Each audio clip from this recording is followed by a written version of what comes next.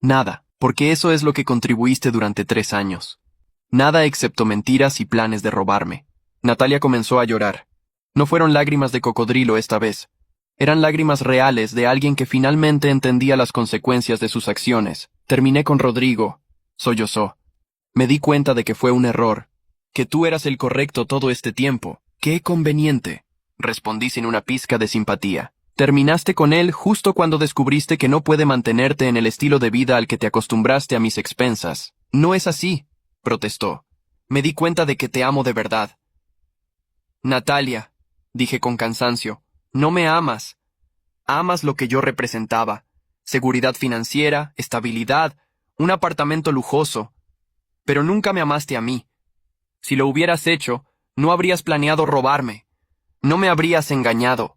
Y definitivamente no me habrías humillado públicamente. ¿Qué quieres que haga?, preguntó desesperada. ¿Que me arrastre? ¿Que te suplique? No quiero nada de ti, respondí honestamente. Quiero que entiendas que las acciones tienen consecuencias. Elegiste traicionarme. Elegiste rechazarme públicamente. Elegiste planear un fraude matrimonial. Ahora estás viviendo las consecuencias de esas elecciones. No soy yo quien te dejó sin nada.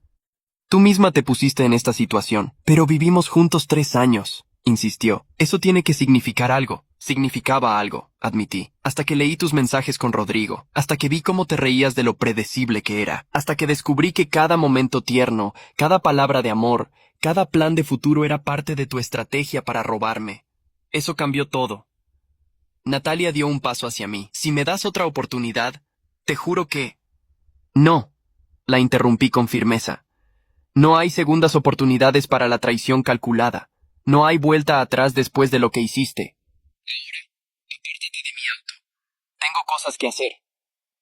Me subí al vehículo mientras ella seguía llorando afuera. Arranqué el motor y me alejé sin mirar atrás por el espejo retrovisor. No sentí culpa. No sentí pena. Solo sentí que había cerrado un capítulo doloroso de mi vida y estaba listo para comenzar uno nuevo. Uno donde no permitiría que nadie me usara de esa forma nunca más. El viernes, exactamente una semana después del rechazo público en el restaurante, recibí una notificación legal.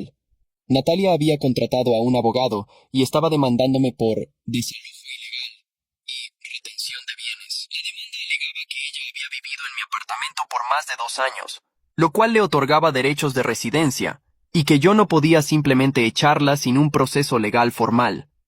Además, reclamaba que varios artículos en el apartamento habían sido comprados con fondos compartidos, y por lo tanto le pertenecían parcialmente. La cantidad que exigía era de $50,000 por daños emocionales y materiales. Llamé inmediatamente a Ricardo, mi abogado, quien después de leer la demanda soltó una carcajada.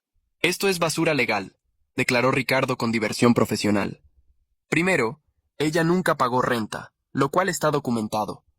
No hay contrato de arrendamiento, no hay prueba de contribución financiera, nada que establezca derechos de inquilino. Segundo, los fondos compartidos que menciona no existen porque todas las compras fueron hechas con tus tarjetas de crédito, a tu nombre, con tu dinero. Tenemos estados de cuenta que lo prueban. Tercero, y esto es lo mejor, su demanda por daños emocionales se cae completamente cuando presentemos evidencia de su infidelidad y su plan de fraude matrimonial. De hecho, esto nos da la oportunidad perfecta para contrademandar. ¿Contrademandar por qué?, pregunté intrigado. Ricardo sonrió de esa forma que solo los abogados con un caso ganador pueden sonreír. Por fraude, por apropiación indebida de recursos, por daño a tu reputación con sus publicaciones en redes sociales. Podemos argumentar que ella vivió bajo falsas pretensiones en tu propiedad, consumiendo tus recursos mientras mantenía una relación extramatrimonial y planeaba un matrimonio fraudulento. Los mensajes que tienes son oro puro, Sebastián. No solo defienden tu caso, sino que destruyen el de ella completamente. Su abogado cometió un error garrafal al presentar esta demanda. Ahora tenemos justificación legal para hacer públicos todos los detalles de su traición en documentos judiciales oficiales. La contrademanda se presentó el lunes siguiente. Ricardo fue meticuloso y despiadado en su redacción. El documento detallaba cronológicamente toda la relación, incluyendo fechas específicas de gastos que yo había cubierto, evidencia de que Natalia nunca contribuyó financieramente, transcripciones completas de los mensajes entre ella y Rodrigo, donde discutían su plan de fraude matrimonial, y testimonios de los 30 testigos presentes en el restaurante que habían visto el rechazo público. La contrademanda exigía $120,000 por daños emocionales, difamación de carácter y fraude. Más importante aún, solicitaba una orden judicial que prohibiera a Natalia contactarme de cualquier forma. La reacción de Natalia fue predecible. Mi teléfono explotó con llamadas y mensajes histéricos. ¿$120,000? ¿Estás loco?, gritaba en uno de los mensajes de voz. Yo no tengo ese dinero. Esto es venganza pura. No, esto es justicia. Respondí por mensaje de texto. Tú iniciaste un proceso legal. Yo simplemente respondí con la verdad documentada. Si no querías que tus acciones fueran expuestas legalmente, no deberías haber demandado. Mi abogado dice que esto es acoso, escribió ella. Tu abogado está tratando de salvarse porque tomó un caso perdedor, repliqué. Ricardo me mostró los precedentes legales. No tienes ninguna base para tu demanda. Retírala ahora y yo retiraré la contrademanda. Continúa y ambos iremos a corte, donde cada detalle de tu traición quedará en registro público permanente. Tú decides. Mientras todo esto sucedía en el ámbito legal, mi vida personal comenzaba a reconstruirse.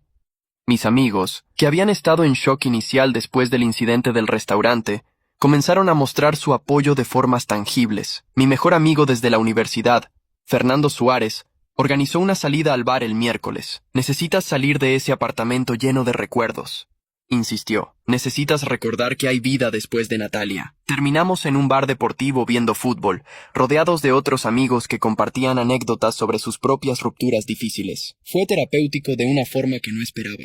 ¿Sabes qué es lo irónico?, comentó Fernando mientras bebíamos cerveza. Natalia siempre actuaba como si te estuviera haciendo un favor al estar contigo, como si fueras afortunado de tenerla. Pero la realidad es que ella era la afortunada. Tenía un hombre que la trataba bien, que la mantenía, que estaba dispuesto a casarse con ella. Y lo tiró todo por la borda por un tipo que vive con su mamá. Los demás rieron, pero había verdad en sus palabras. Natalia había tenido algo real y lo había destruido por una fantasía. Lo peor es que probablemente nunca lo entenderá, agregué. En su mente, ella es la víctima. Yo soy el villano que la dejó sin nada. Nunca asumirá responsabilidad por sus propias decisiones.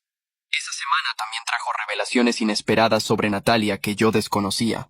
Una excompañera de trabajo suya, Patricia Rivas, me contactó por LinkedIn con información perturbadora. Sé que esto es raro, pero sentí que debías saber, comenzó su mensaje. Yo trabajé con Natalia hace 2 años en la agencia de eventos. Ella fue despedida por usar la tarjeta corporativa para gastos personales. Compró ropa y pagó cenas con clientes ficticios.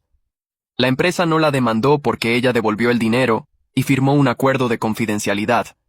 Pero todos en la oficina sabíamos lo que había hecho. Cuando vi lo que publicó en redes sociales sobre ti, sentí que la gente debía conocer su patrón de comportamiento. La información de Patricia agregó una nueva dimensión a mi comprensión de Natalia. No había sido solo una infidelidad impulsiva o un error de juicio. Era un patrón de comportamiento. Natalia tenía historial de usar recursos ajenos para su beneficio personal sin remordimiento. Yo no había sido su primera víctima, solo la más reciente. Compartí esta información con Ricardo, quien la agregó al archivo del caso. Esto establece un patrón de conducta fraudulenta, explicó. Si su abogado es mínimamente competente, le aconsejará que retire la demanda inmediatamente. Cada día que continúe con esto, más evidencia acumulamos contra ella.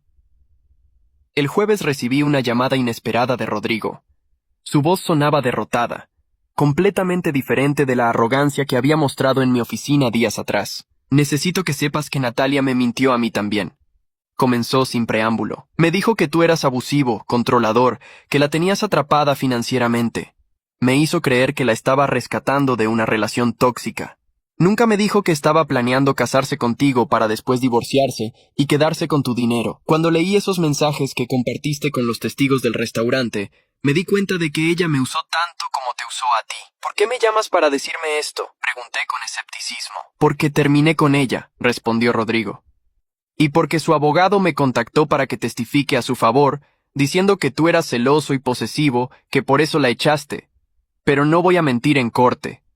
Ya me usó suficiente.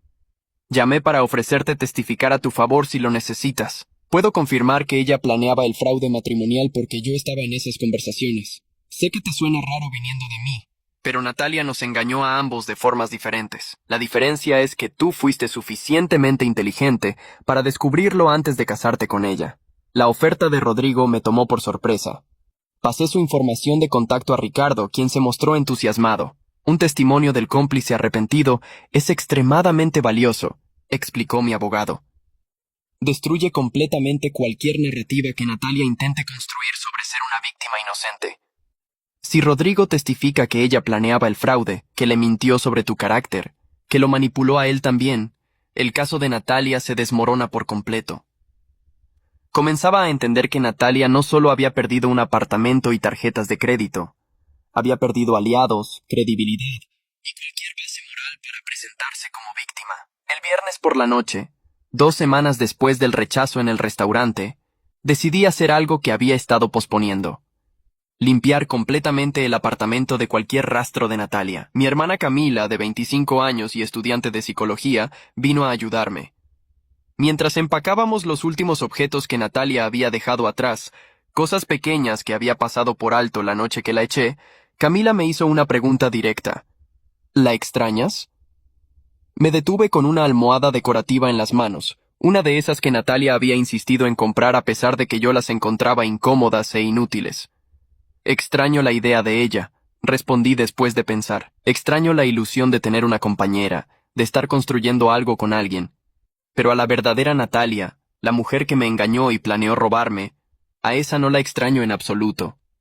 De hecho, me siento aliviado de que se haya ido antes de hacer más daño. Camila asintió mientras doblaba una manta. Mamá estaba preocupada de que te cerraras emocionalmente después de esto. Pero creo que estás manejándolo de la forma más saludable posible. Estableciste límites, te defendiste, no te dejaste manipular. Papá estaría orgulloso. Sus palabras me confortaron más de lo que esperaba. Esa misma noche, mientras Camila y yo ordenábamos el apartamento, llegó un mensaje del abogado de Natalia. El tono era completamente diferente al de la demanda original. Solicitaba una reunión para discutir términos de resolución amistosa del conflicto legal. Ricardo lo tradujo para mí. Quieren negociar porque saben que van a perder. El abogado de Natalia finalmente se dio cuenta de que tomó un caso imposible de ganar. Ahora quiere minimizar daños antes de que esto llegue a corte y su cliente quede públicamente humillada en registro judicial permanente. ¿Qué sugieres? Pregunté. Que aceptes la reunión pero mantengas tu posición. Ellos retiran su demanda, tú retiras la contrademanda, se firma un acuerdo de no contacto mutuo y cada quien sigue con su vida. Sin dinero de por medio en ninguna dirección. La reunión se programó para el lunes siguiente en las oficinas de Ricardo. Sería la primera vez que vería a Natalia cara a cara desde el estacionamiento de mi oficina, y no sabía qué esperar. Parte de mí anticipaba más drama, más lágrimas, más intentos de manipulación, pero otra parte de mí, la parte que había crecido y madurado a través de esta experiencia dolorosa, estaba preparada para cualquier cosa. Había aprendido que la traición revelaba el verdadero carácter de las personas, y Natalia había mostrado su verdadera cara repetidamente. Ya no había ilusiones, no había esperanzas de reconciliación, no había espacio para negociación emocional, solo quedaba cerrar este capítulo legalmente y seguir adelante con mi vida. El domingo, el día antes de la reunión legal, hice algo que había evitado durante 2 semanas. Revisé a fondo todas las fotografías y recuerdos de mi relación con Natalia. Fotos de viajes, capturas de pantalla de conversaciones tiernas, videos de momentos felices. Todo estaba ahí, documentando 3 años de lo que creí que era amor real. Mientras las miraba, traté de identificar señales de advertencia que hubiera pasado por alto. ¿Había indicios de su traición desde el principio, o había sido una actriz consumada durante todo ese tiempo?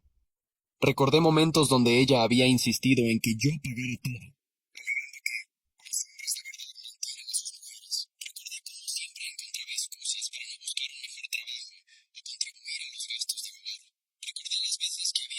Mi teléfono cuando creía que no estaba mirando, probablemente buscando evidencia de infidelidad de mi parte, mientras ella era quien me engañaba. Recordé cómo me había aislado gradualmente de algunos amigos, alegando que no eran buena influencia o que no nos comprendían como pareja. Las señales habían estado ahí todo el tiempo. Yo simplemente había elegido ignorarlas porque estaba enamorado de la idea de tener una relación seria, de construir un futuro con alguien. Había confundido su dependencia financiera con compromiso emocional, Su necesidad de mi dinero con amor genuino. Fue una lección costosa, pero una que nunca olvidaría. Esa noche, antes de dormir, tomé todas las fotografías físicas de Natalia que tenía en el apartamento y las puse en una caja junto con regalos sentimentales que me había dado, cartas que había escrito y cualquier otro objeto que conectara emocionalmente con ella. No los tiré porque no estaba actuando desde el odio o el resentimiento. Simplemente los guardé en el closet de invitados, fuera de mi vista, preservados como evidencia de un capítulo cerrado de mi vida. Mañana enfrentaría a Natalia en esa reunión legal con la misma calma y claridad que había mantenido desde el momento en que descubrí su traición. Las consecuencias de sus acciones estaban alcanzándola finalmente, y yo estaría ahí para asegurarme de que las enfrentara completamente. La mañana del lunes amaneció con un cielo gris que parecía reflejar la tensión del día. Me preparé con el mismo cuidado que usaría para una presentación importante de trabajo. Traje oscuro, corbata conservadora, maletín de cuero con todos los documentos necesarios. Ricardo me había aconsejado llegar temprano para repasar la estrategia antes de que Natalia y su abogado aparecieran. Recuerda, me instruyó mientras tomábamos café en su oficina.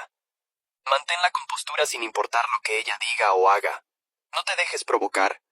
Cualquier reacción emocional de tu parte puede ser usada para pintar la narrativa de que eres inestable o controlador.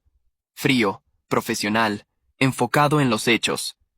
Esa es nuestra estrategia. Natalia llegó 15 minutos tarde, acompañada de su abogado, un hombre de unos 40 años llamado Ernesto Vega, que tenía esa expresión derrotada de alguien que sabe que está defendiendo un caso perdedor. Ella se veía demacrada, con el cabello recogido en una cola de caballo descuidada, sin maquillaje, usando ropa que claramente no era de su guardarropa habitual de marcas caras.